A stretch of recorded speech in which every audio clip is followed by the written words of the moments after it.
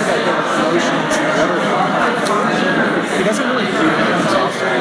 Yeah, I don't want to. So I don't want to talk about it. I have to know yours all the time. I mean, no one, but I don't know what I'm talking about either. I mean, like, no one knows what they're talking about. That's how I feel like it's about. No one really knows. Okay, we'll try to get started. What you're going to see there is one handout going around for this. And I am filming this to go on the SWI website. I'm filming just the panel, not the Q&A. So if you don't want to be, your sound caught or anything, wait till the Q&A to say something. So I'm going to hand it over to Christina Alford, who's chairing this panel on New Directions in Scholarship on Women and Gender in Greek Antiquity. But I did want to acknowledge the Society for Women of Ideas and Diane Enns, the director of the Society in particular, for both co-sponsoring the panel and really having the idea of this panel in the first place. So thank you so much for the support of that. And I'll hand it over now to Christina. Hi everyone. It is my great pleasure today to be chairing this panel. The way this is going to be structured, we're going to have one 20-minute presentation, and then a joint presentation, and then two subsequent 20-minute presentations. On our panel today we have Catherine McKeen from Bennington College, Sara Brill from Fairfield University. We have Fabian Henao Castro from University of Massachusetts, Boston, and Francesca Pentassuglio from the University of Messina. So Sara and Catherine are going to present for 20 minutes first, and then we'll have Andres' presentation, and then Francesca's presentation for 20 minutes, and then that should leave about half an hour for questions. Thank you very much for coming, folks.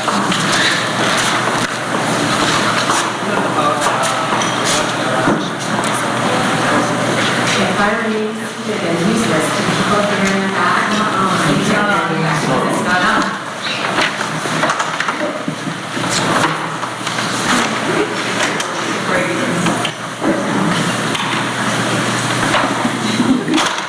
How's that? Better? Excellent. Well, I want to begin also by thanking Diane, by thanking Catherine, by thanking Dave, by thanking the APS in its entirety, and also the CCAP for the opportunity to be here. It's an enormous pleasure. And of course, to thank our remarkable contributors. So we thought that we would organize, Catherine and I would organize our opening comments by going back and forth a little bit. So I want to begin by just talking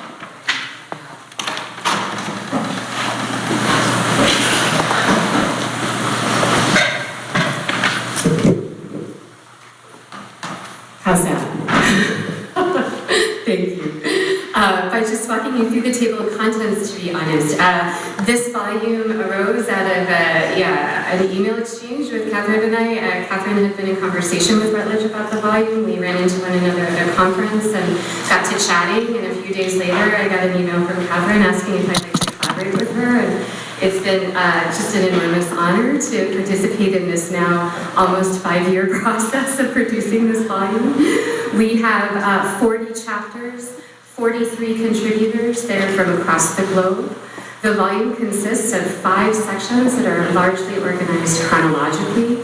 So we begin with the 700s through 400s BC with pieces on Sappho, on Homeric hymns, on the pre-Socratics, on a variety of tragedies, on the sophists, and then we move to a part 2, 400s to 300s, where we largely have work on Socrates, the Socratic school, and Plato. And then we move to 300s to 200s, and here we're looking at Peripatetic school, Aristotle, a few other allied schools, and then we move on to larger schools and figures, 200s to BCE to 700s CE, and then our final section is a later reception section that walks us through reception from the Renaissance through 18th and 19th century classic scholarship to much more contemporary work, and we'll be hearing about some of that from a panelist later today. So we're really hoping that the volume will be useful both to advance scholarship and also provide resources for the classroom. We'll also be saying a little bit more about that in just a few minutes.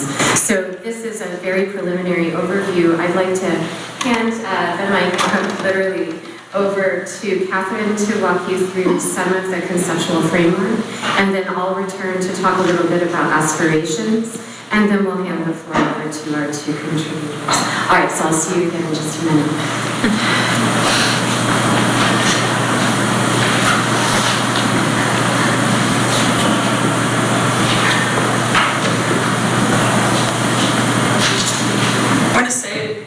About the inspirations and aspirations and questions that have motivated this volume. But first I want to give sincere thanks to CCAP, to APS, to the Society for Women and Ideas for hosting this panel. And I also want to express my gratitude to Francesca and Andres for joining us today. And to giving a special shout out to Christiana, Jill, Marguerite, and Catherine, and all the other contributors to this project. I'm trying not to touch the microphone. And I also want to express my very, very deep gratitude and appreciation to Sara, who, possibly not having understood what she was getting herself into,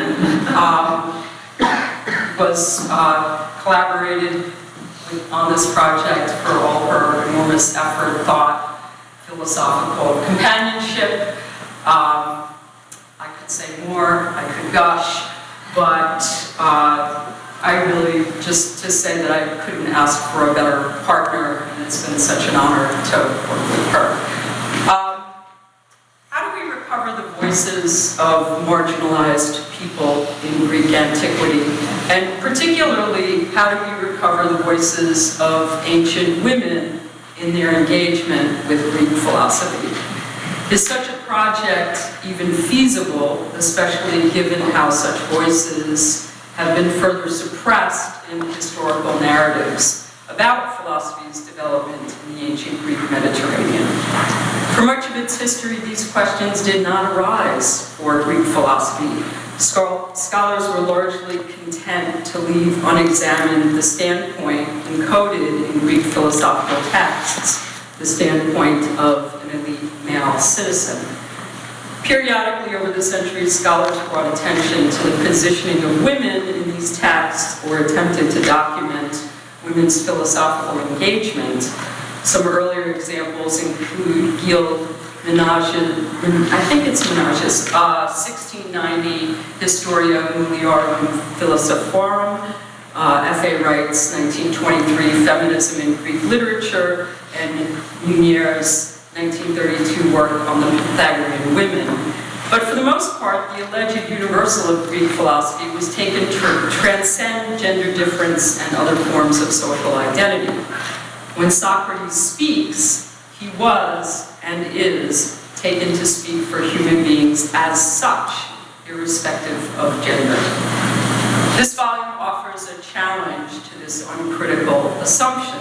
On the one hand, this volume builds on the work of feminist scholars beginning in the 1970s and 80s, for example, the work of feminist historians such as Joan Scott and Judith Bennett to bring a gendered lens to the study of the past, as well as work specifically in the study of Greek antiquity. And to give a very short and insufficient list, work by Adriana Cavalero, Natalie Bluestone, Marguerite Delaurier, Dorota Deutsch, Paige Dubois, Martha Nussbaum, Sarah Pomeroy, Arlene Saxonhouse, Julia Sisa, Nancy Tuana, Charlotte Witt, and Froma Zeitlin. This volume is also indebted to Mary Ellen Waite's 1987 History of Women Philosophers and to the groundbreaking edited collections, including the 1994 Engendering Origins volume, edited by Bat Ami Baran, the 1993 Feminist Theory and Classics volume, edited by Nancy Rabinowitz and Amy Reichlin, and the 1996 collection, Feminism in Ancient Philosophy by Julia Ward, and the the volumes in the Penn State Rereading the Canon series, the 1994 Feminist Interpretations of Plato volume, edited by Nancy Tawana, and the 1998 Feminist Interpretations of Aristotle, edited by Cynthia Freeland. I also want to not pass over recent collections such as that edited by Catherine O'Reilly and Hello on ancient women philosophers, the edited collections by Sara Brill and then beyond, and the recent edited volume by Jessica Decker, Daniel Layton, and Monique Villard, otherwise than binary. I mentioned the recent feminist scholarship first with the bashful acknowledgement that I'm putting out a lot, and I'm not even mentioning the rich work in classical theory on gender and sexuality, but also because it seems that feminist work is often treated as a sideline and out of the mainstream of respectable scholarship in ancient Greek philosophy. For anyone who is still under that misapprehension, I invite you first to engage with the excellent work our contributors have produced for this volume, to take account of it in all its breadth, depth, and originality, and then to peruse the bibliographies of the individual chapters, and finally the further reading section, which features a wealth of sources on women and gender and ancient Greek philosophy. Anyone who takes this on will no longer be able to regard scholarship on gender and women in ancient Greek philosophy as a mere curiosity or sideline. So that's a bit about the volume's precedence. I also want to say a bit about why it matters and about the ambitious aspiration I think this volume has. That is the methods that enable such projects. And here I'm thinking of the New Narratives projects at Duke and Columbia, the History of Women Philosophers and Scientists project at Paderborn University, and the Extending New Narratives project at Simon Fraser University. The tools and methods that have been refined in these projects can be very useful, but given the special challenges of the source material from Greek antiquity, they cannot be our only tools for recuperative, restorative, and more inclusive readings of the philosophical archive. And why should we do this? And why does it matter? In her work on epistemic justice, Miranda Fricker has called attention to the operations of injustice in how social reality is constructed and understood. And also Christy Dotson, Kim Hall, Jose Medina, important thinkers in this regard. For one, epistemic subjects are often granted less credibility and are less heard if they come from marginalized social positions, and they may even fail to fully understand themselves as knowers. Then there is the issue of hermeneutical justice, how collective understandings of the social world are shaped by social advantage and disadvantage. The harms of hermeneutical injustice are at least twofold. The marginalized are deprived of conceptual tools to make sense of their lived experience under conditions of oppression, and the experiences of the marginalized are not integrated into collective understandings of the world. In light of this, we might think that there is a concern here about hermeneutical justice that applies to ancient philosophy, that we should consider the perspectives of the marginalized in doing ancient philosophy. And we might think that as scholars, we have a particular ethical obligation to develop the tools and methods that will allow us to do just that, so that we can achieve a better collective understanding of the history and histories of philosophy. Throughout this project, I've been guided by the image of Theodote. She appears in Xenophon's Memorabilia 3:11, and unlike other women who appear in the text of ancient Greek philosophy, she speaks in her own voice in conversation with Socrates. But of course, we get the Theodote who is filtered through an elite male author. Can we trust her? Can we trust Xenophon to report on her? And in this subsequent scholarship on Mem 3:11, if Theodote comes up at all, she is generally maligned, dismissed as a mere hetaira and inessential woman. And yet, I think we can glimpse Theodote through the text. She is a living, breathing, thinking person. She engages with Socrates' philosophical questions in her way, and I see our volume in this spirit, that by learning how to see and maybe better to hear Theodotes, we can make progress in a collective understanding of philosophy's past that is better and more just.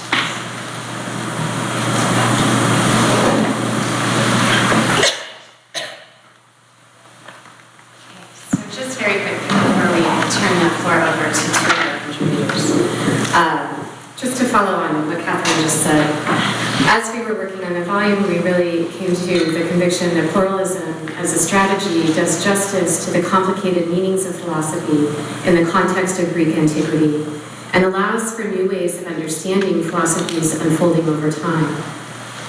In light of that, we suggest that one read this volume as a volume that sits uneasily with its title, a volume that acknowledges the contested nature of its terms, women, ancient Greek philosophy, and handbook.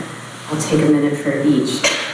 Women, we hope to be committed and rigorous in avoiding assuming too quickly what women or the female or femininity mean for thinkers and texts under consideration, and so to take for granted neither the terms of embodiment, that is what constitutes an organ, what bodies signified, and what sexual difference might mean, nor the terms of social identity and status, such as wife, companion, mother, nurse, or nurturer. We were thus particularly interested in creating space for work that queries deeply and seriously the lenses through which bodies were seen and represented, and the manners in which social identity was enacted, policed, and managed in Greek antiquity, and for work that aims to discern the variety of ways in which gendered individuals lived with, against, in spite of, and or for the terms of social legibility by which one was determined to be seeable or invisible, addressed, or dismissed. Ancient Greek philosophy. We also felt that it was important to locate the lovers of wisdom in the context of ancient Greek intellectual life, and to take a nuanced approach to the complex and contingent communities of thinkers who were defined by and defined themselves in frictive engagement with other intellectual traditions and practices. We were particularly interested in who could or could not participate in intellectual labor and what those activities what activities underwrote that labor.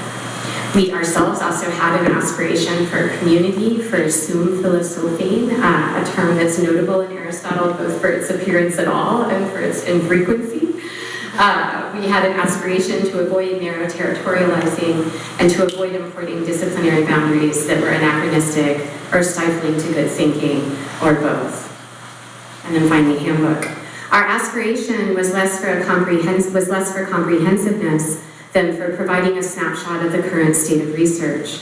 We hoped in this way to offer the reader tools to determine for herself what methods are called for in investigating philosophy in Greek antiquity and its many afterlives. This has meant surveying the state of scholarly conversation around gender in Plato and Aristotle, certainly, but also looking to depictions of women as knowers in tragic and medical registers, in the testaments to the lives of philosophers, and in the reception of these texts and genres by later thinkers. So we very much hope we'll get a taste for this as we turn the floor over to our two contributors who are going to be with us this evening. Thanks so much.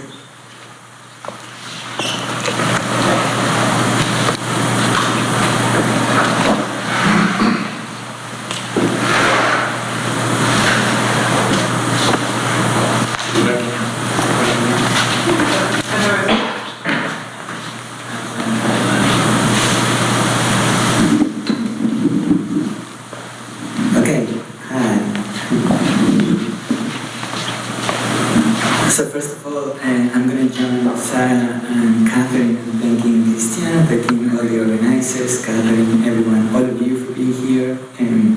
But I also want to take this opportunity to thank you for the invitation, to contribute the invitation to be here. And I'm I'm not normally, like, this is my first time in this conference, and I'm learning enormously. So, yeah, I did that already. Sorry, I'm going to switch.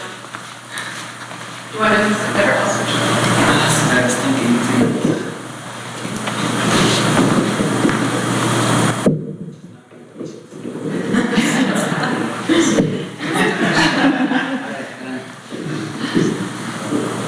Yes, working? Perfect.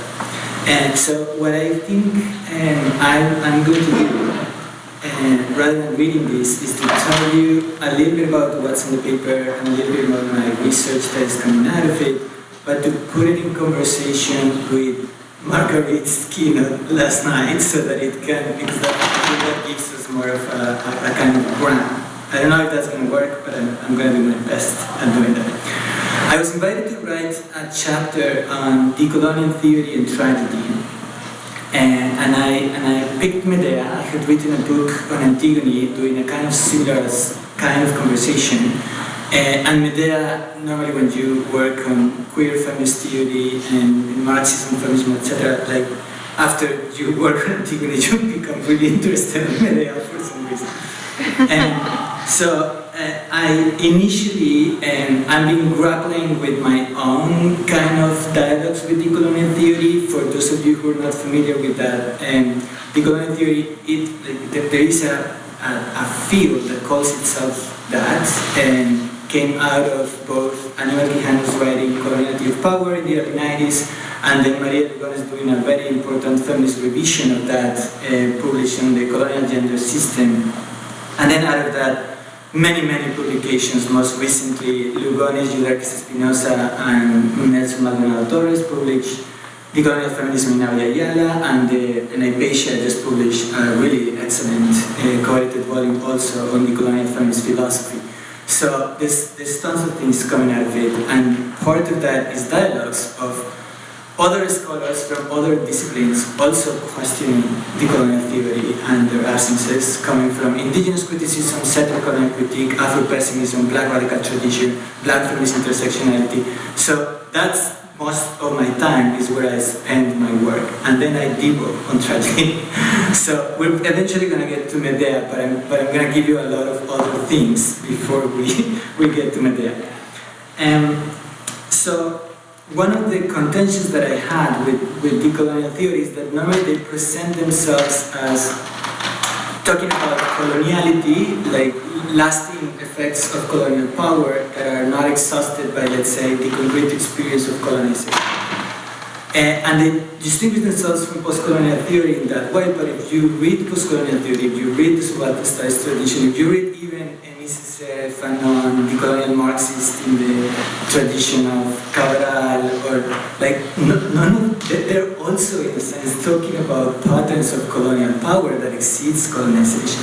So I started adopting like a more capacious understanding of decolonial theory that actually tries to put all of these theories in conversation with each other, which is challenging. You have to become kind of fluent, theoretically fluent in these different languages, in the terms that they use, and start doing some kind of conversations between them. But Spivak was pretty much in my mind last night, and I also heard her echoed in reaction to Marguerite's work. In a sense, because the problem of Candace Walton speak is in a sense a problem of how do we confront, let's say, a certain way of doing historiography. You know, there is one side of that criticism that is against post-structuralism, but there is a side of that criticism that is against the subaltern studies tradition, trying to rescue the rebellious peasant against what one can read as a continuation of her conflict against Creon, that Creon is kind of subjecting her to a certain kind of punishment, and she's not going to die in his terms, she's going to die in her terms, as a way of giving continuity, now that speech is no longer accepted, is no longer available for her, because her lamentation becomes interrupted, and like the finding of her body dying under her terms and not under his terms, already continues, let's say, a series of antagonisms there. And it made me think also of Medea. Medea also practices a strategic essentialism a la Spivak in really interesting ways. And I sort of explore that in the chapter, not the one day that she's left with in order to plot her revenge. And she's so good at performing what Jason and what Creons expect of her that they don't think that she's going to do what she actually ends up doing. But in the back of my mind, in this expanded sense of decolonial theory, was also Sara Harman, was also other kinds of work that speak about a different kind of constraint of the archive. The position of the slave is not the same as the position of the subaltern. And Harman, and again, this was also in my mind when I was hearing Marguerite's, and in terms of the methods that we use to go and to talk about the past. The problem with the archive is that when you engage an archive, that it is the violence of its record in using it, you always risk reproducing that violence again because of the ways in which people are recorded or non-recorded in it.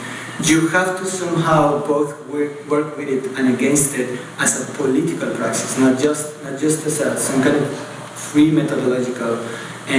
And she calls it critical fabulation in a way which I think that's kind of what I'm trying to do with this Medea, to try to read something that is not a recovery of the past, but that helps me to make some kind of interventions in the present with regards to how to pluralize decolonial feminism in ways that other voices can enter the conversation.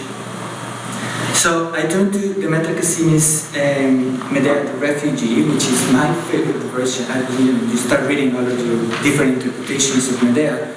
Hers is really powerful to me. It analyzes Medea as the case of someone who is confronting not only the loss of her oikos, but the situation of statelessness or rightlessness, and to the extent that she can return neither to Thessaly nor to her own home, that she's going to be de facto a stateless person. And it's actually quite influenced by Black feminist intersectionality in her own approach to Medea. And I wanted to, so I've now connected, let's say, Spivak and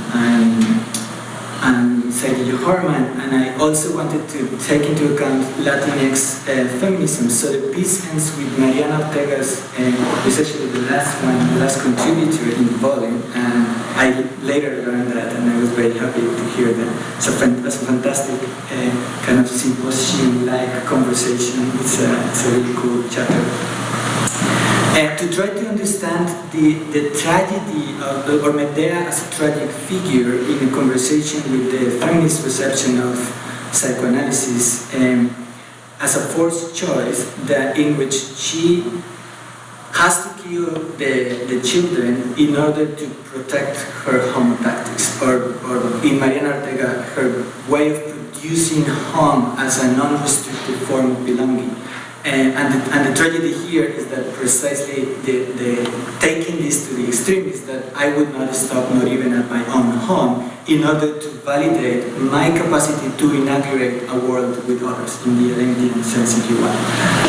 And so that allows me to then enter into a conversation with Chupanchi's own interpretation of Antigone and other things, but emphasizing the thick the distinction that Mariana Ortega is. So I'm sort of giving you glances, like I'm not telling you exactly what the chapter, but the chapter is trying to do that kind of bringing other like contemporary, decolonial, postcolonial, critical feminist, queer, trans feminism, like all that literature in conversation to try to say something different about Medea and to travel in both ways. I go a little bit to the past and I give you the details of the myth, but I also tell you like what is it that I'm taking in the present.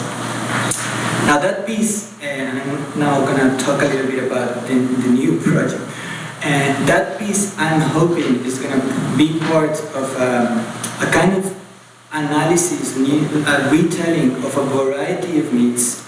And from this perspective of a large conversation of what decolonial feminism is currently titled Cannibalizing the Classics. And there are a variety of myths collected, one of which would be the myth of Medea, there's Medusa, Procne and Philomena, Pandora and Prometheus, the Penelope and the Sirens, and Echo.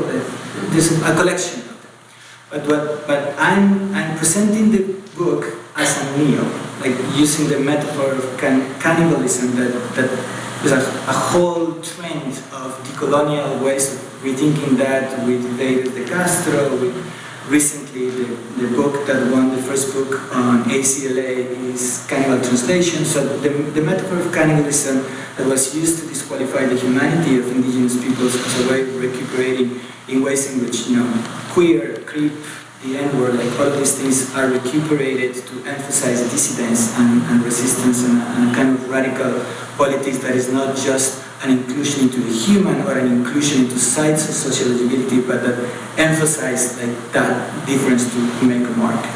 And in the book that I present as a meal, and so you don't have chapters, you have like appetizer, first course, second course, it's shown like that. The book itself starts breaking up. So the first chapters are more like this chapter, Medea would be one of those, but then it goes to letters, and then it goes to a play, like it plays a little bit with the digestion metaphor of breaking away from the kind of mode of the book as a way of circulating knowledge in that regard, which I think is true of the chapter as well. I think so. I want to connect this back to a couple of things. First is the collective. Last night we spoke about a book that is a collective enterprise in a way, and this today has housed in a volume that was also done in a collective, not just in a collective, like just say aggregation, but like a spirit of real deep conversation where we would get feedback, we would submit, there would be a chance for us to read other chapters to try to make them speak within like really ways of doing the production of knowledge, feminist production of knowledge, like not just like in the real sense of like how do you materialize a real kind of dialogue taking place. And the piece that I wrote was kind of trying to do the same by putting in conversation this story of Medea that I'm reinterpreting in the light of these different kind of philosophical approaches, and two other analyses of Medea that I trouble, that have been sort of coded as Medea, but are not quite the same, that are also cases of infanticide. One is the case of Margaret Garner, and also the case of Toni Morrison's Beloved, which is admittedly based on the case, but it's not just a reporting of the case. It's a way of a critical fabulation, let's say, on what that case allows us to rethink about slavery and its afterlife. And the other case is La Llorona. La Llorona is a legend, mostly in Mexico and Guatemala, about a woman white who's mourning the death of her children, and her mourning brings men drives them into madness and eventually kills them. And there are very interesting retellings of all of these, historical facts, all of these little pieces. One thinks that she might, particularly La Llorona, if she might not have been a quite historical character, but certainly in the figure of La Llorona, the most recent one, Jairo Bustamante did a phenomenal film on La Llorona in order to make a critique of Rios Montt's dictatorship, US-backed in the 80s in Guatemala. And so what I do in the text is in a sense, if you take preface 1867 of Capital by Marx, where he uses Medusa and Perseus in order to make an allegory of what capital is doing with the cap of invisibility, and as a way of lifting the cap from there so that you can actually confront the monstrosity that is capitalism.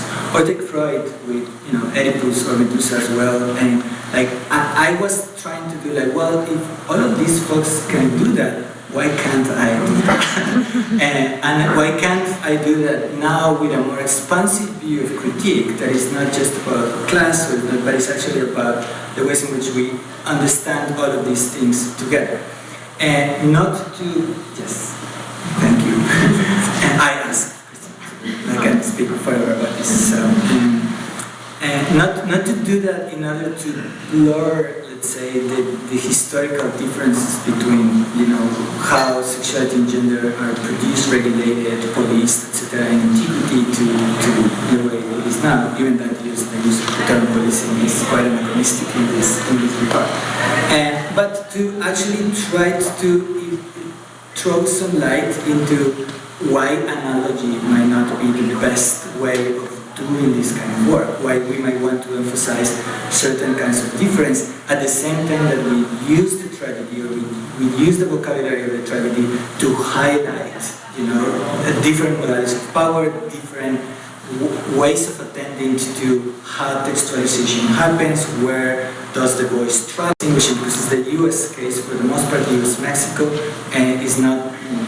In the literature, we tend to distinguish between French's forms of colonialism and settler forms of colonialism. It's the one that you have here in Canada, it's the one that we have in the US, and where the relationship between the settler and the indigenous peoples is different to the relationship between the settler and the coerced labor form that is, forced to travel in order to work for the settler instead of the indigenous peoples. And that settlers are more interested in eliminating than actually on exploiting the labor, even though often those two things happen at the same time. And I take that structural, sort of broader sense in order to speak about the different positionalities of Medea and how we understand the ethics of her infanticide, the infanticide of that is thematized in Beloved, and the one in The Hungry Woman, which is Cherry Moraga's Mexican Medea. And I'm excited to hear your thoughts when you read it, email me, or even now if you want to know a little bit more, I'm happy to get some questions. Thank you.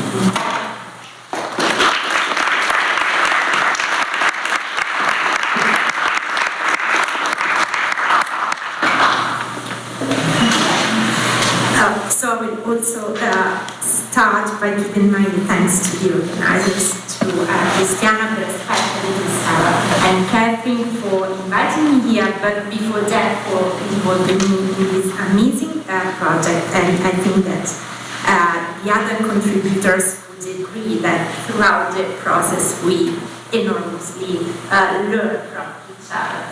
And so thanks for that. I will start with a brief overview of my chapter. I will stick to the sources because the chapter focuses on Esquines Aspasia, so dealing with the lost work without commenting and sticking to the fragments, the discourse runs the risk of being too abstract. So this is what the text I'm going, or almost of the text I'm going to comment on your handout. So the chapter begins by examining a set of sources, stressing the personal association between Socrates and Aspasia, and seeks to reconstruct the Esquinian work from the particular vantage point of some doubles of Aspasia. So the general idea is that the portrayal of Aspasia that we get from the sources changes considerably depending on the other female figures with whom Aspasia is associated. So in light of this, a first section of the paper is devoted to a set of mythical women, namely Omphale, Helen, and Hera, all associated with Aspasia by iconic poets. And the second and broader part of the chapter specifically tackles Aspasia's doppelganger in Esquines' dialogue, so namely Thargelia and Rodrigun, who are two women sovereigns who were compare and contrast with the invasion in Esquines' work. So what I have tried to show is that a more careful consideration of this set of female figures with which Aspasia was associated may enrich our understanding of both the main character of Esquines' lost dialogue and his treatment of the relationship between women, eros, and political power. Having outline the content of the chapter in very broad terms. I would like to recall just some main points, starting with the passage from which the first part of the title is drawn. So the title reads "Es Eunagos Andra, Aeschines on Women, Eros and Politis." So that "Es Eunagos Andra" occurs in a testimony from Maximus of Tyre, which is text 1 on your handout, which refers that Socrates not only regularly visited Aspasia himself, but also exhorted others to send her their sons. The last lines read, "You encourage Callias to send his son to Milesian Aspasias, a man to an establishment run by a woman, as Eunagos Andra. And you yourself, at your advanced age, go to her as a pupil." Now, this is a crucial passage for any attempt to reconstruct Aeschines' work, and it provides a good starting point for our discussion. First, already for the early commentators, it preserves the opening scene of the dialogue. So, Callias, as a rich man, is determined to provide his son with a good education and seeks advice from Socrates, who suggests he turn to Aspasia. Furthermore, it provides a dialogical context within which other sources alluding to Socrates' familiarity with Aspasia can be placed. Now, the emphasis on Socrates being instructed by a woman can be connected, for example, to another testimony by Theodoret of Cyrus, that you find as text 2, reading a few lines.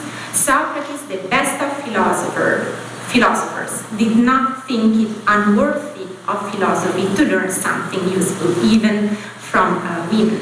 He did not blush to name Diotima his teacher, and he also frequented Aspasia." Now, this thesis that it is possible to learn something valid from a woman must have been central to Socrates' general argument, but I will come back to this. So, what this group of sources suggest is further confirmed by Plutarch in a passage from his Life of Pericles, where Socrates is said, in text 3, Socrates is said to usually come to see Aspasia, I quote, with his disciples, and his intimate friends brought their wives to her to hear her discourse, although she presided over a business that was anything but honest or even reputable, since she kept a house of young courtesans.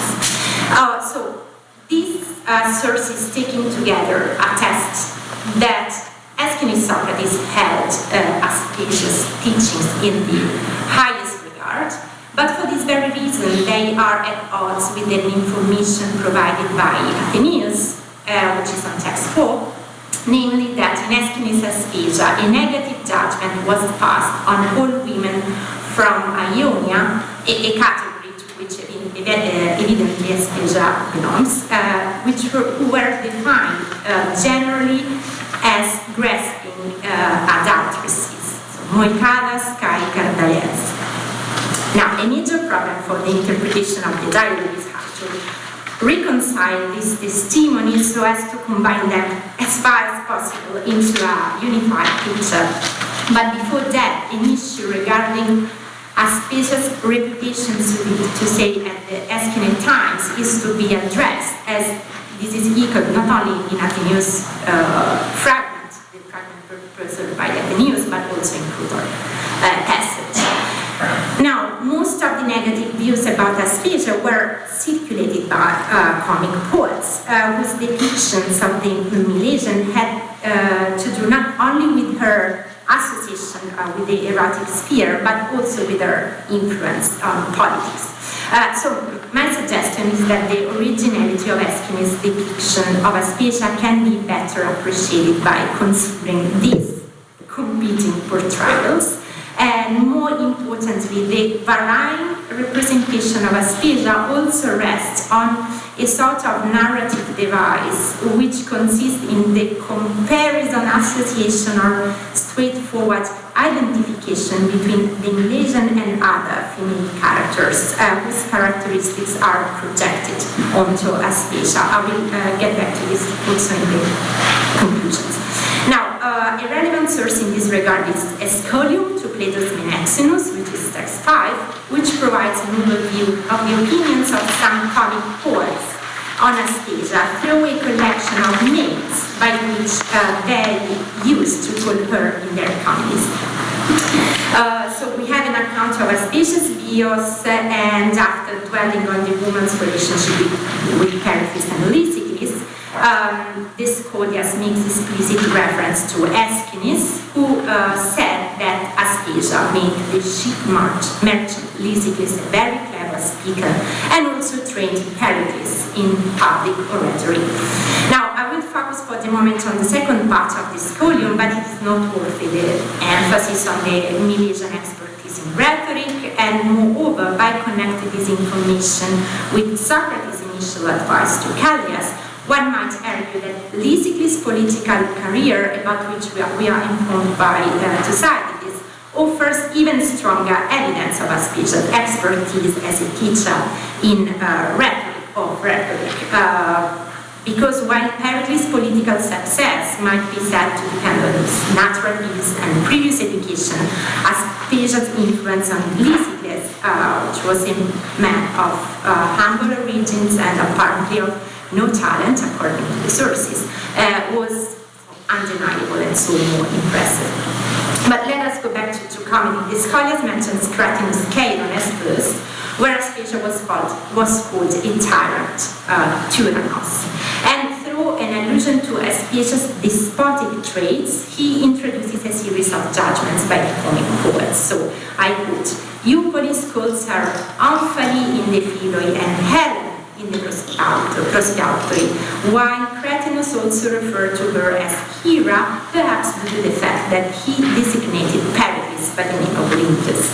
Now, the information at our disposal on these lost comedies, combined with what we know from other sources about these figures, shed some light on the meaning and the implications of such comparisons.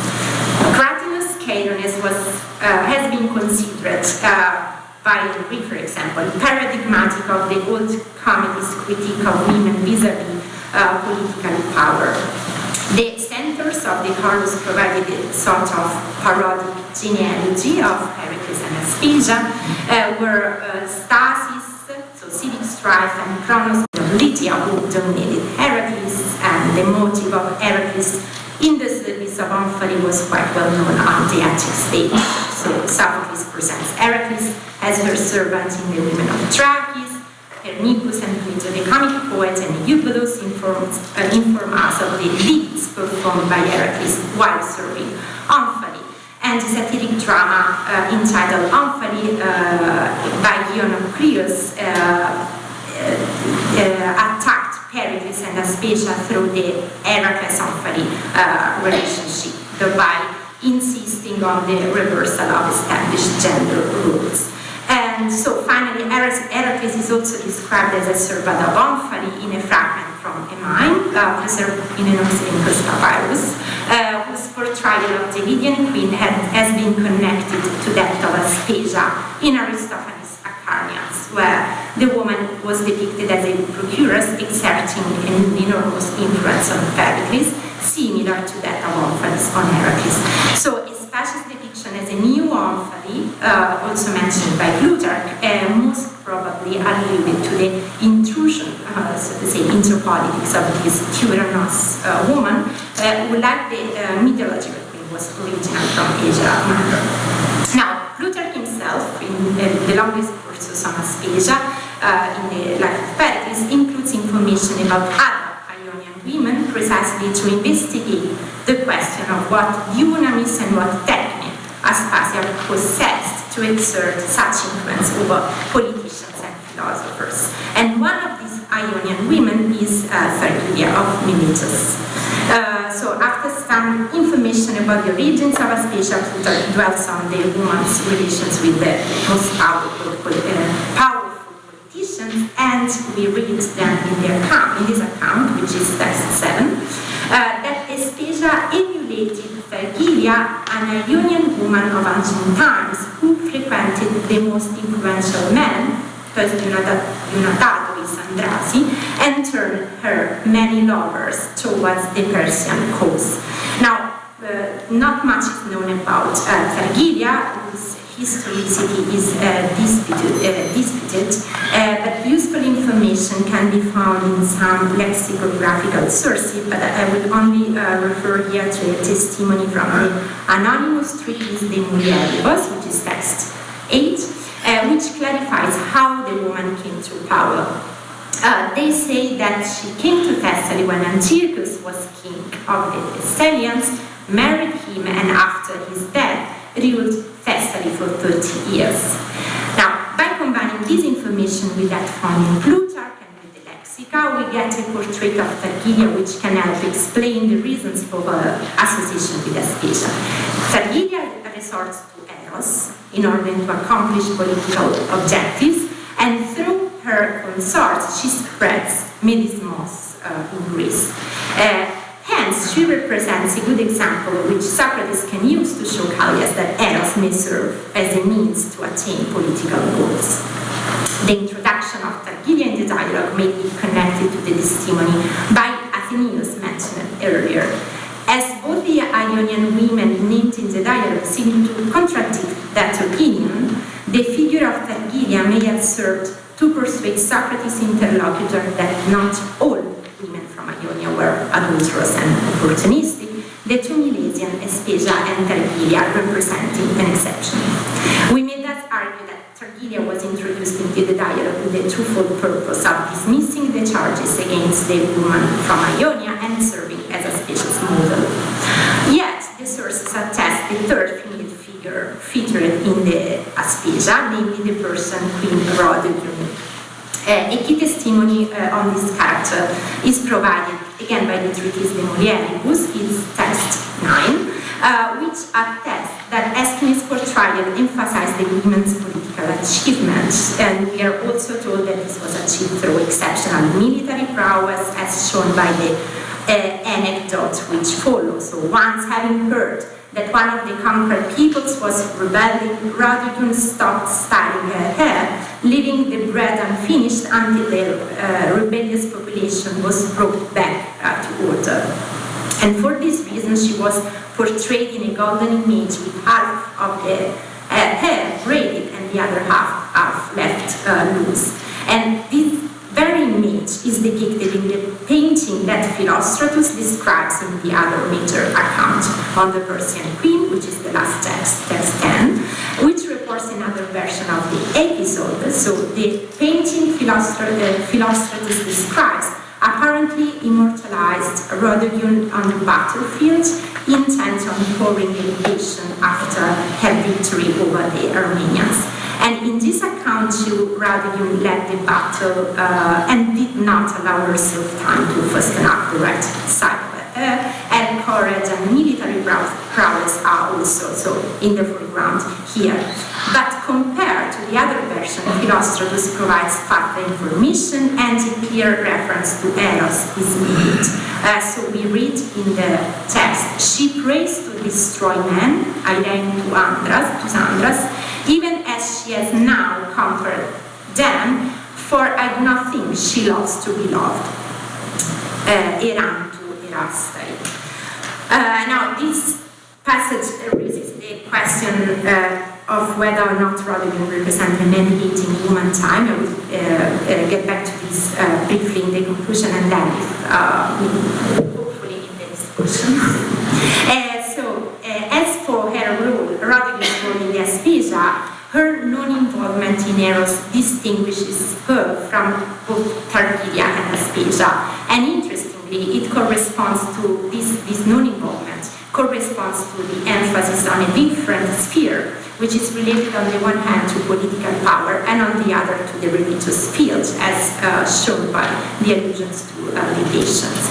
Now, all this considered, Rhodope's story was arguably put forward to exemplify a woman indifferent to Eros and exceptionally endowed with Andrea, and precisely for a different attitude to the erotic sphere, she may have been contrasted with the figure of Aspasia and may have been introduced the issues of error into the conversation per opposition. So this is just an hypothesis.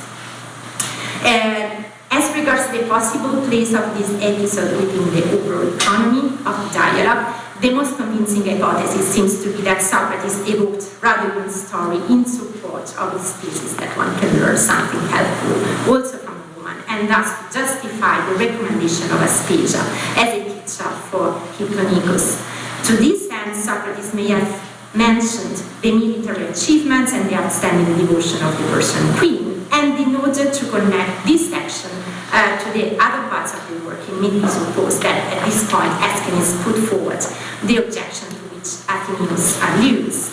So while Socrates' assumption may be true for Persian queens, it cannot hold in relation to Ionian women who are indistinctly grasping adulteresses, let alone to an Ethyra like Aspasia.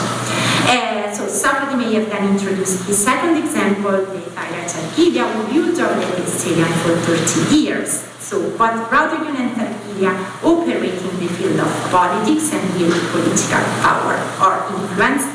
But despite this common trait, Tarquilia was not born a ruling queen. So this might explain not only the information about her marriage to Antiochus, but also perhaps reference to her association with the most influential men. And so, while on the one hand this distances Tarquilia from the exceptionality of Radugun's model, on the other hand it brings her closer to Aspasia. So her example may have been used to set the ground for a subsequent discussion about Aspasia, another Milesian who exerted a decisive political influence and who did not hesitate to resort to Eros for this purpose. I will not go through, for reasons of time, through the accounts of Eros. So to wrap up, how much time have a couple of minutes. Okay. So what I would like to suggest is that so by associating Aspasia first with Radugun and then with Tarquilia, Aeschines also developed a sort of apology of Aspasia, responding to the many accusations circulating about her. And these were reflected in the plays of the comic poets, whose allusion to Aspasia were, as has been noted, invariably sexual, sexualized, and sexualizing. Furthermore, the female figures with which she was associated, so Omphale, Helen, and Hera, emphasized the tyrannical traits and power over men, mainly with reference to her relationship with Pericles and hence to her closeness to the elites in her circle. So, through an association with women other than those of comedy, it is not Aspasia's power that Aeschines questions, nor her use of Eros, but her opportunistic aims and the detrimental effects of her actions. In doing so, he also outlines the different kinds of relationship between women, Eros, and politics.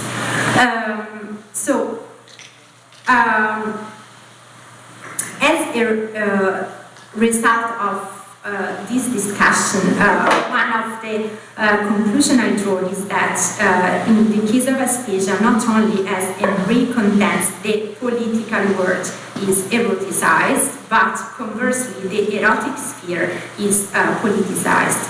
But revealingly, these women had in common an exceptional status, both socially, so being queens or heteros, and politically being foreigners and thus non-citizens, which made them poorly representative of the average Athenian woman. So I would like to conclude with a few words on the factor research that came out of this work. What struck me while writing this chapter that I had never focused on before is this tendency to associate female figures with each other and to establish comparison that also serve to convey a certain view of a certain woman.